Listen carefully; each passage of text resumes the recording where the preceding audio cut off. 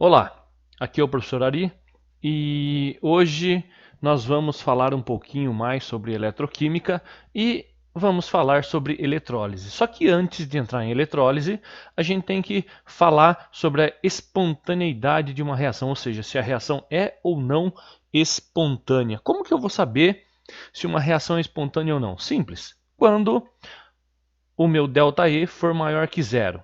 O que significa isso? Que o meu potencial de redução tem que ser maior que zero. Significa que, se eu for fazer a conta, a minha voltagem tem que ser positiva, certo? Senão, não vai dar certo. E aí significa o quê? Que o maior valor do potencial vai ser o que reduz e o menor valor de potencial vai ser o que oxida, não é mesmo? Então, isso que a gente tem que ter bem claro.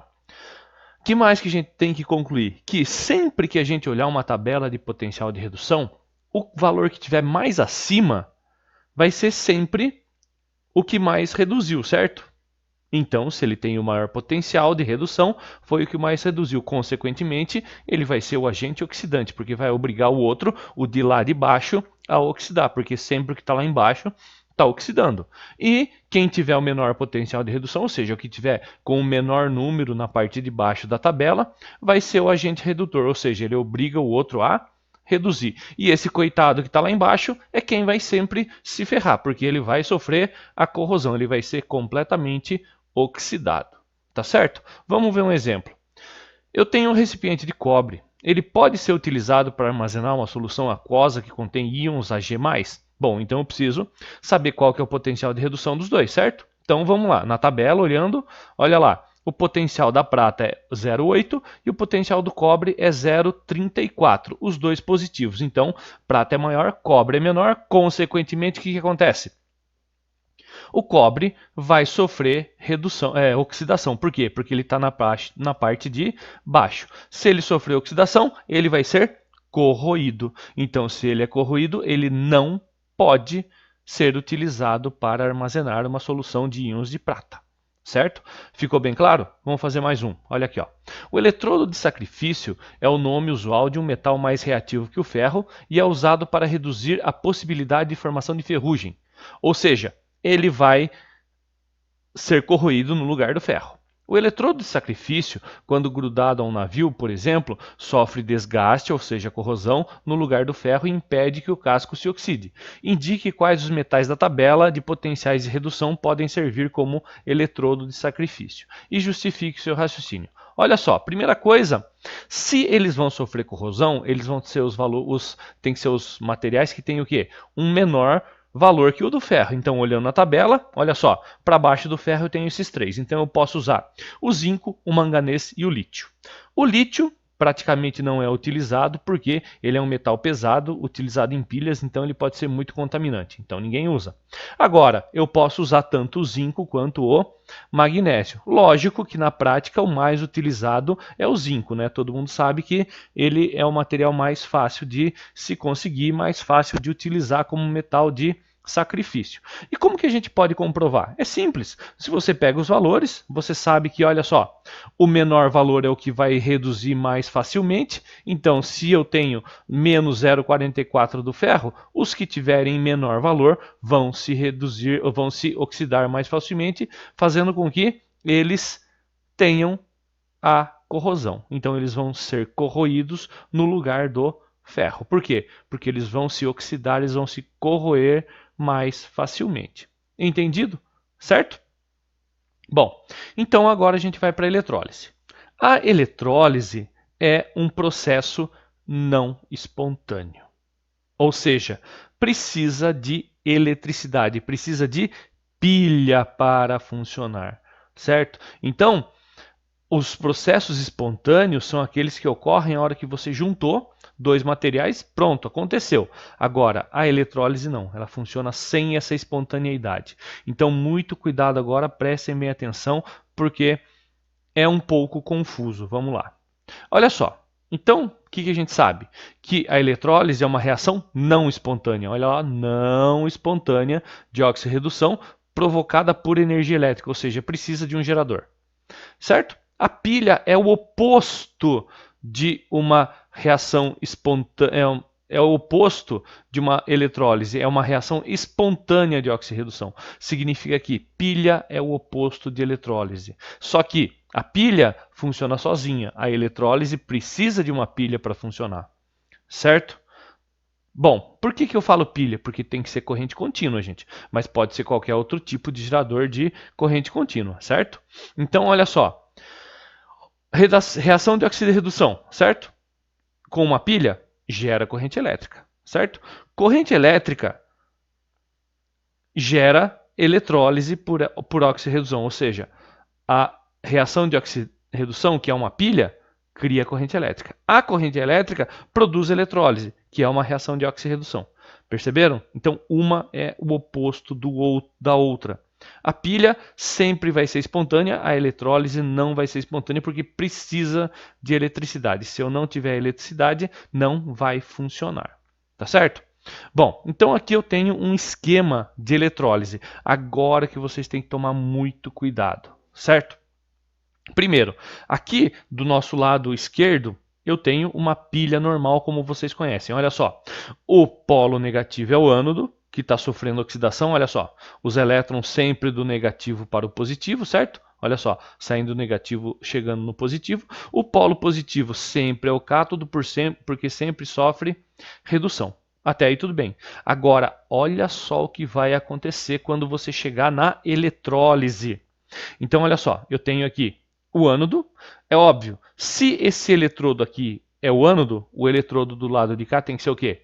Tem que ser o cátodo, certo? Se esse eletrodo está sofrendo oxidação, obrigatoriamente esse eletrodo aqui está sofrendo a redução. Até aí tudo bem? Ótimo. Então, olha só, sai do ânodo, o elétron vai para o cátodo. Ótimo, porque o ânodo perde elétrons, o cátodo recebe elétrons. Oxidou, o outro reduziu. Só que se aqui é o polo negativo, certo? O que vai acontecer? Só que olha só que interessante. Aqui é o mesmo fio, não é? Então, se é o mesmo fio, aqui eu tenho o mesmo polo. Então, aqui ó, é o polo negativo. Então, na eletrólise, o cátodo que sofre redução é o polo negativo. Certo? Por quê? Porque os elétrons não têm que continuar indo do negativo para o positivo? Senão, não vai acontecer aqui, ó. Aí chega aqui, o que acontece? Os elétrons invertem o sentido? Não pode. E aí o que aconteceu? Olha só. Da redução, vai para a oxidação. Do cátodo, vai para o ânodo. Então, eu tenho os dois eletrodos aqui também, ó. O eletrodo que está sofrendo a redução, que é o cátodo, e o eletrodo que está sofrendo a oxidação, que é o ânodo, certo? Só que os elétrons, eles não têm que passar do negativo para o positivo, então os elétrons vão neste sentido aqui, ó. Olha a setinha aqui, ó. Chegou aqui, se aqui é o polo negativo, obrigatoriamente aqui só pode ser o quê? O polo positivo. Então, na eletrólise, o ânodo é o polo positivo, porque ele sofre oxidação. Aí, eu estou aqui no eletrodo, os elétrons continuam fluindo, certo?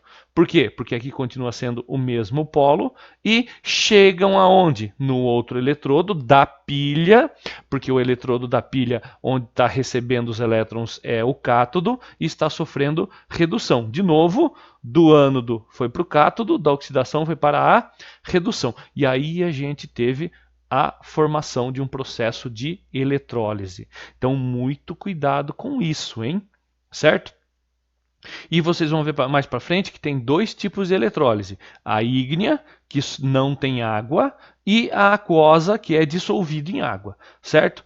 Vamos ver se a gente consegue enxergar melhor por um outro jeito. Ó.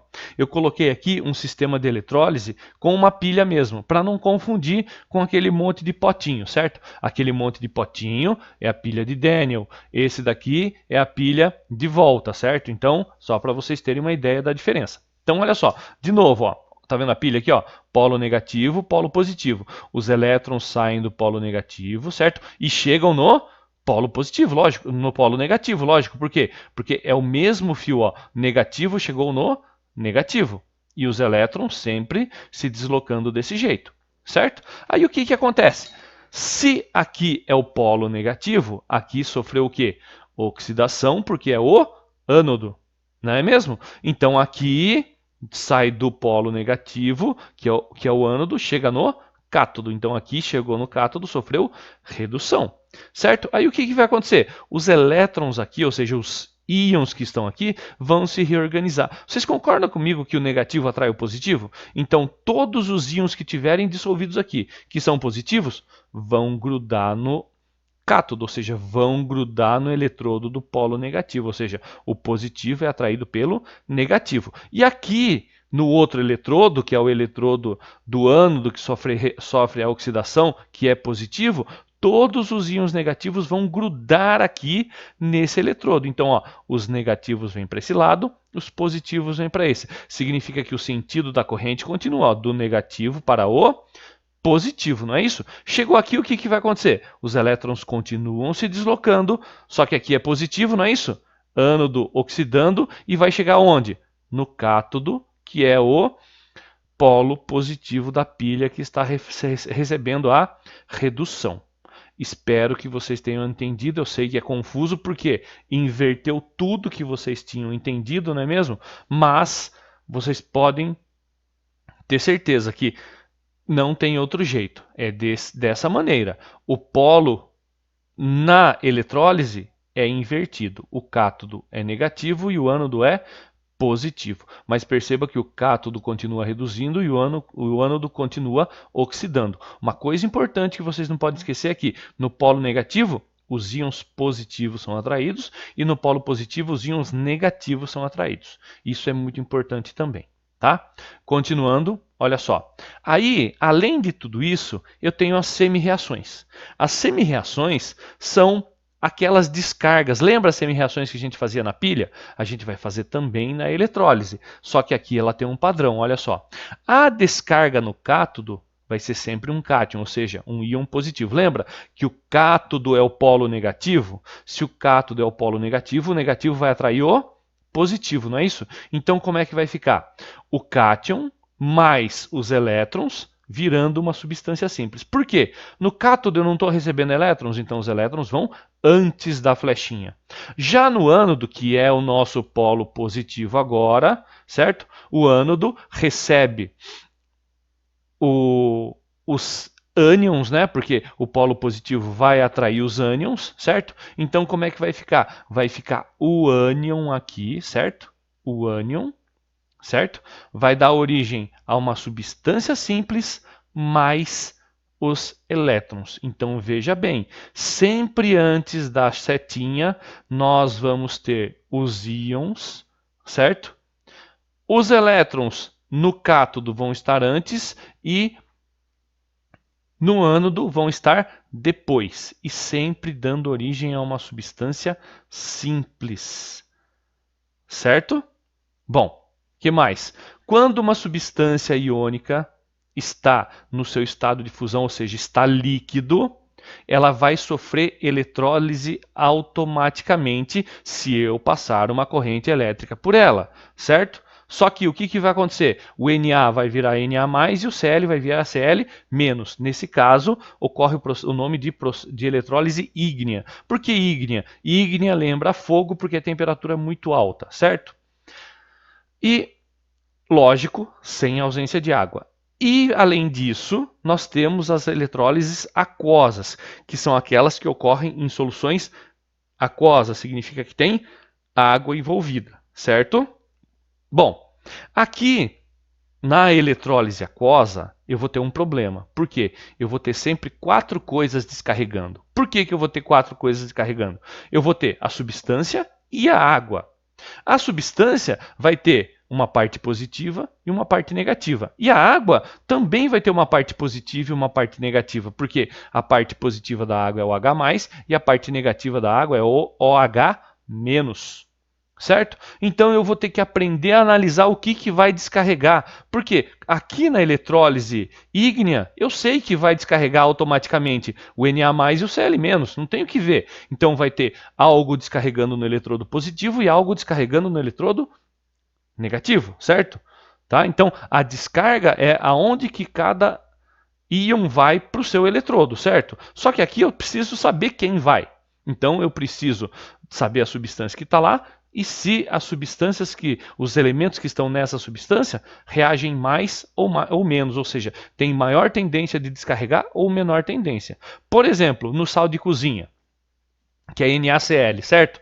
Se eu fosse fazer uma eletrólise aquosa do sal de cozinha, o que ia acontecer? O sal de cozinha todo mundo sabe que é NaCl. O Na é um metal alcalino, certo? Olhando nessa tabelinha aqui, ó, olha aqui o meu padrão. Meu padrão é o hidrogênio aqui, ó, parte positiva, e a parte de baixo é a parte negativa. Eu sempre vou comparar parte positiva com parte positiva e parte negativa com parte negativa, certo? Então o que vai acontecer? Olha só, eu vou ter o Na, certo? Que é um metal alcalino. Então, a prioridade de descarga do Na é pequena. Por quê? Porque o H+ está aqui na frente. Ó, tá vendo a flechinha aqui? Ó? A flechinha diz que quanto mais para a direita, mais descarrega, certo? Então os metais alcalinos e alcalinos terrosos e alumínio não descarregam porcaria nenhuma. Então eles vão ficar. Então nesse caso, quem que vai descarregar? O hidrogênio.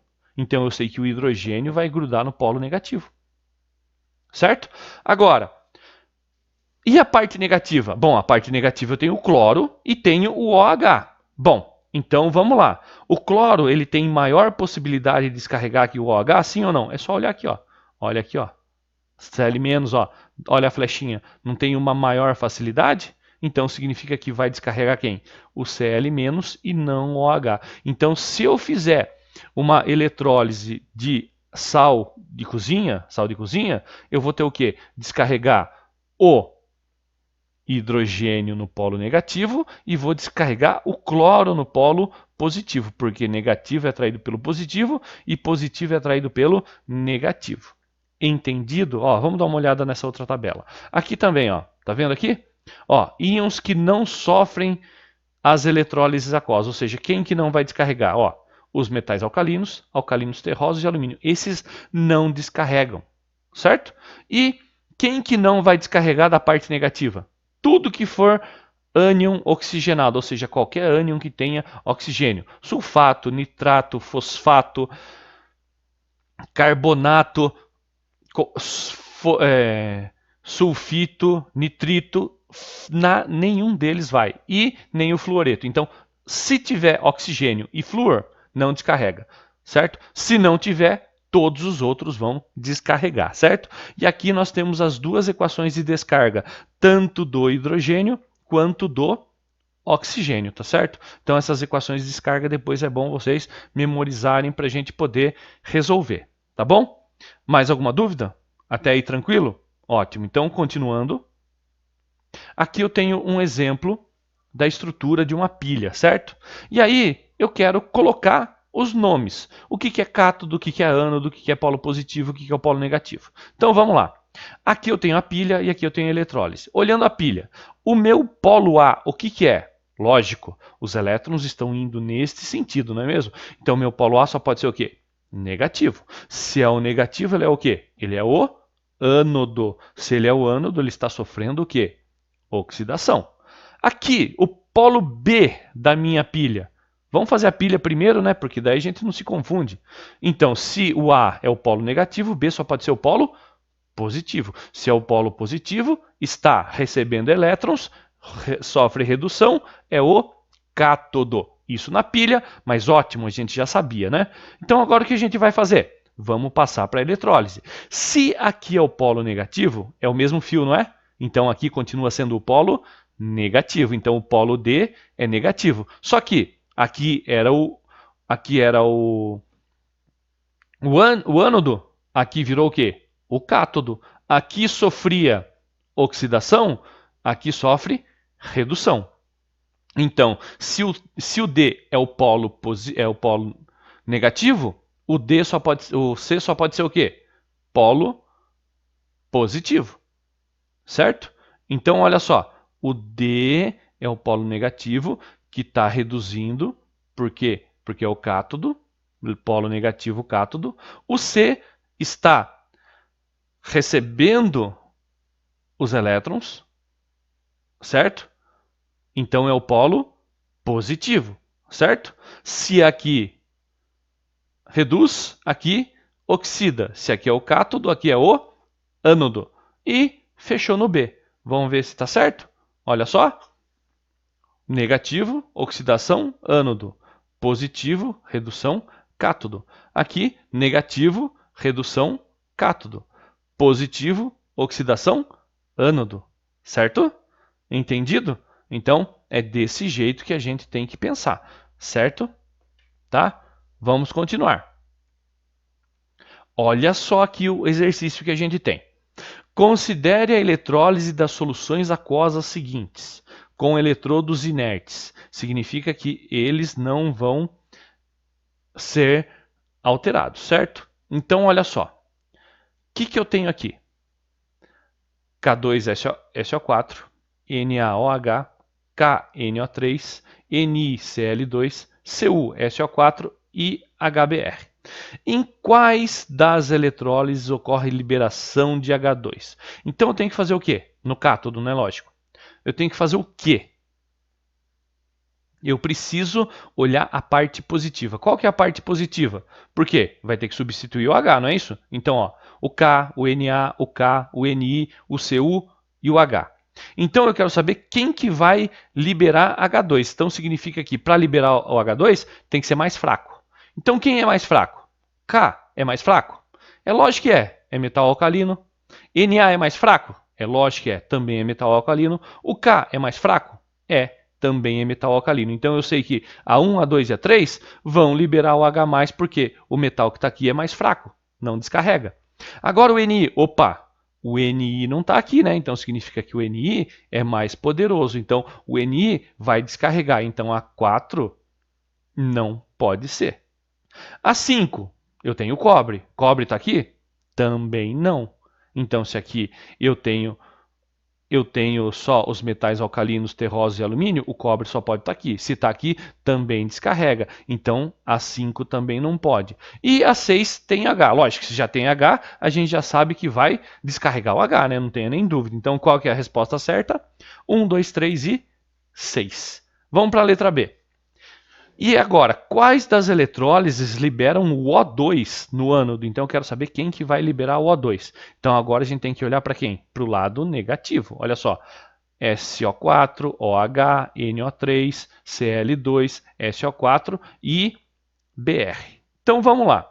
SO4 descarrega? Olha aqui, ó.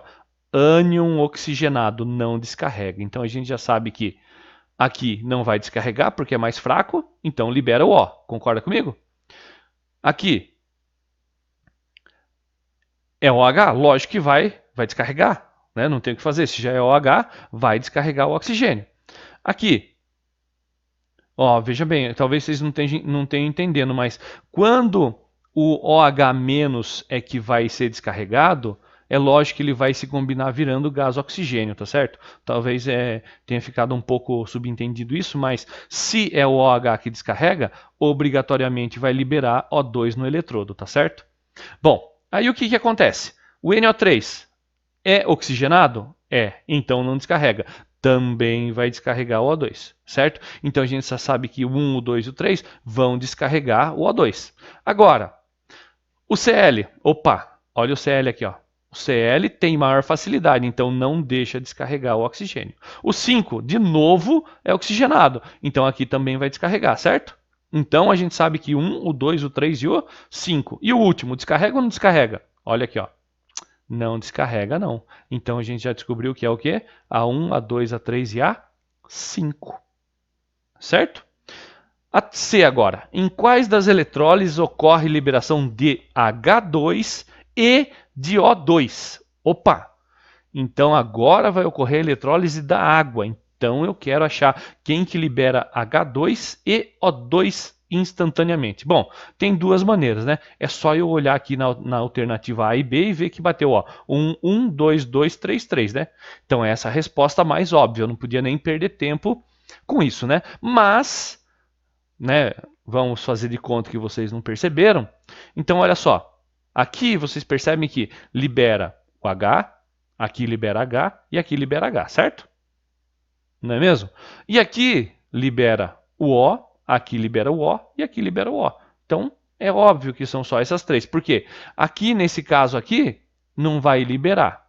Aqui, nesse aqui, também não vai liberar, certo? Só aqui vai liberar o O, não é mesmo? Então, obviamente, só sobraram as 3. E a última? Qual das eletrólises não libera nenhum e nem o outro? Bom, então vamos descartar essas 3 aqui que a gente já sabe. Vamos analisar. O Ni vai descarregar no lugar do H? Lógico que vai. O Cl vai descarregar no lugar do O? Lógico que vai. Então a gente já tem a nossa resposta, né? Que é a 4. Vamos lá. Mais um agora. Olha só, o que eu quero fazer? Eu quero fazer a eletrólise ígnea do NaCl. Bom, então, obrigatoriamente, eu só vou ter Na e só vou ter Cl, certo? Bom, eu posso fazer de duas maneiras. Primeiro, eu posso pegar a semi-reação do cloro, certo? Olha só, eu coloquei aqui o esqueminha para a gente dar uma olhada, ó, só para ver, ó, a pilha, né, que está aqui em cima, os elétrons vindo para cá no cátodo e os elétrons vindo aqui do ânodo, certo? Significa o quê? Que no polo negativo vai grudar o cátion e no polo positivo vai grudar o ânion, ou seja, o sódio vai se grudar no cátodo e o cloro vai se ligar no ânodo, certo? E aí eu vou fazer a semi-reação. A semi-reação do cloro, ó, lembra que é sempre o ânion antes, a setinha, substância simples depois e o elétron, certo? Eu poderia ter colocado um 2 aqui, poderia ter deixado um aqui e poderia ter colocado aqui 2 elétrons menos, tá? Não tem problema fazer com fração ou fazer com número inteiro. A única coisa é que, a hora que eu fosse pegar o sódio, eu teria que multiplicar ele por 2 também. Ia ficar 2 Na, 2 elétrons e 2 sódios, sem problema nenhum. Mas veja bem, ó, mesmo esquema. Ó. O Na íon e o elétron. Percebam que ó, o Na está no cátodo, o cátodo está ganhando elétrons, então os elétrons desse lado aqui. O ânodo oxida, perde elétrons, então no final, certo? Corto os 2 elétrons e copio o que sobrou. Olha só, Na e Cl formando, né, o sal e o Na, substância simples, e o gás do cloro, substância simples também. Certo? A eletrólise ígnea é muito fácil. Vamos fazer agora uma eletrólise aquosa. Agora vamos passo a passo para a gente entender bem o que está acontecendo. Olha só. Primeiro, a gente tem 4 possibilidades de descarga. A eletrólise aquosa do KBr, né, ou do brometo de potássio, pode ser escrita assim, ó. KBr mais H2O, resultando em KOH mais HBr. Significa que sal mais água virando ácido e hidróxido, certo? Lembrem-se que espontaneamente acontece o contrário, né? Lembra das equações de neutralização? Sal e ácido mais óxido virando sal e água? Então, aqui acontece ao contrário, porque, de novo, não é espontânea. Então, olhando o que eu vou ter? Ó? Eu vou ter K mais Br menos, H mais e OH menos. Então, eu vou ter esses 4 íons perdidos dentro da água, certo? Aí eu quero saber quem que descarrega. É só olhar nessa tabelinha do lado. De novo, a tabelinha é importantíssima, né? Então, o K, metal alcalino, descarrega? Não descarrega. Então, eu vou descarregar quem? O H mais. Certo? Aqui, Br- descarrega? Opa! Descarrega. Por quê? Porque ele é mais fácil de descarregar do que o oxigênio, não é isso? Que o OH. Então, o que aconteceu? Quem que vai descarregar? No polo positivo, né? Ou descarrega o Br- ou o OH-. Lógico que a gente já sabe que vai ser o Br-. No polo negativo, vai descarregar os cátions, ou o K+, ou o H+. A gente também sabe que vai ser o H+. Consequentemente, no polo positivo, vai ser o quê? Vai ser descarregado o gás Br2. Mas como que funciona isso? Lembra? Antes, sempre o íon. Depois, substância simples mais a quantidade de elétrons. O que vai acontecer no polo negativo? Vai liberar gás hidrogênio. Portanto, no cátodo eu vou ter o quê? 2H-, porque é o íon, mais os elétrons. Lembra, se é o cátodo, está recebendo elétrons, certo? E virando gás hidrogênio. O que eu faço agora? Somo as equações. Olha só. tenho as duas equações que eu copiei ali de cima aqui embaixo e vou fazer a soma. Fazendo essa soma, o que eu faço? Corto o elétron daqui, corto o elétron daqui. O que sobrou? É só copiar o que sobrou em cima. Ó. 2Br- mais 2H- virando gás do bromo e gás hidrogênio. E com isso, a gente conclui a nossa aula de eletrólise, tá certo? Espero que depois desses exemplos tenha se tornado mais fácil, tá? E aqui eu vou deixar mais alguns exercícios para que vocês possam se divertir. Olha só. Depois vocês podem dar um print aí na tela, né? E aí vocês conseguem fazer depois com mais calma, certo? Opa, aqui vai aparecer a resposta. Olha aqui, ó, mais um, tá? Então, eu espero que tenha sido de ajuda essa aula também. Até a próxima. Tchau.